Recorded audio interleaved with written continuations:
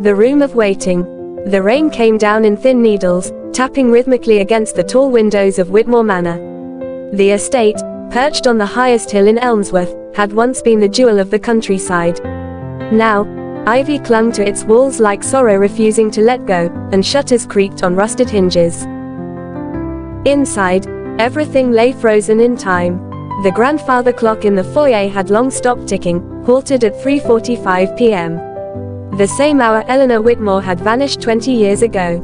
They called it the bride's room. It sat at the end of the west wing hallway, its door sealed tight with dust and memory. On the day of Eleanor's wedding, she had gone inside to dress. Her maids brought her the gown, a delicate thing of lace and pearl. Laughter rang through the corridor as final touches were made. Then, silence. She never stepped back out.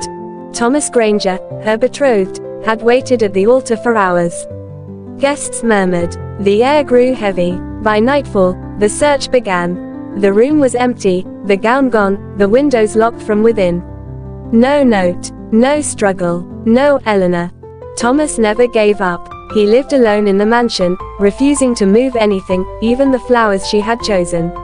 Every year on their anniversary, he laid a single white rose outside the door of the bride's room. Now, 2 decades later, Whitmore Manor stood quiet.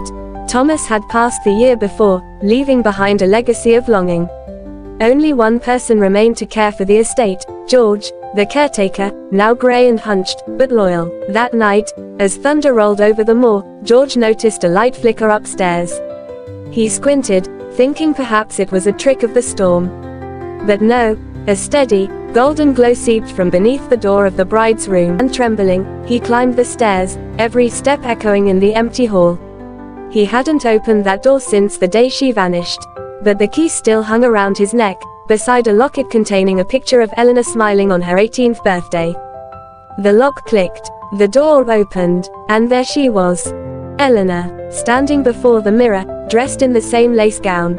Her hair flowed down her back, untouched by time. Her face, youthful, her expression, confused.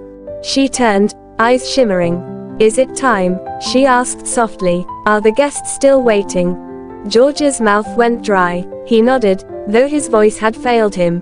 Eleanor glided past him, footsteps silent. Down the stairs, through the hall, toward the chapel door. By morning, the house was still. The gown lay folded neatly on the bed in the bride's room. The mirror held a strange glow, and some say if you stand quietly, you can still see her, waiting, forever. For the wedding that time forgot.